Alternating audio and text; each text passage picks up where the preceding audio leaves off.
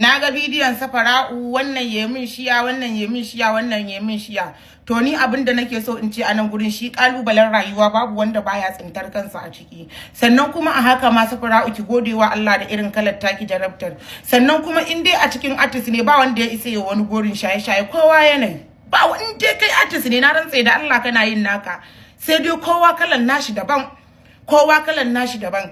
Sannan safara'u ki rike wannan a cikin kunnanki. Na farko, Allah baya taba halittar dan adam domin ya tozarta shi a duniya.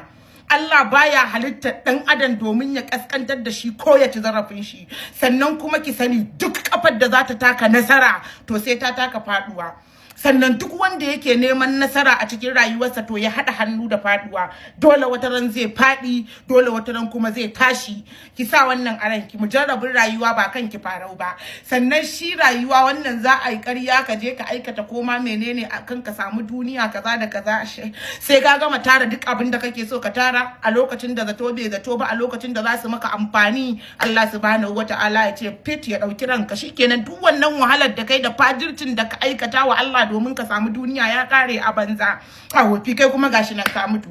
To ubangiji Allah ya samu dace. Wannan ba abu bane da zaki damu kanki, in ma wasu sun ce depression ne, in ma wasu sun ce kaza ne, forget about them. Na san cewa kina da ilimi, tabbas ni shaida ce saboda na zauna da ke mace ce mai ilimi, kuma ke mace ce mai juriya, kuma ke mace ce mai confidence.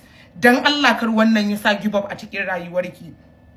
Kada ki bawa makiyinki dama daidai da ƙwayar zarra ya samu hanyar da zai yi dariya a kanki. Gani daga nesa ya fi mugun tunkaro. Wannan shine.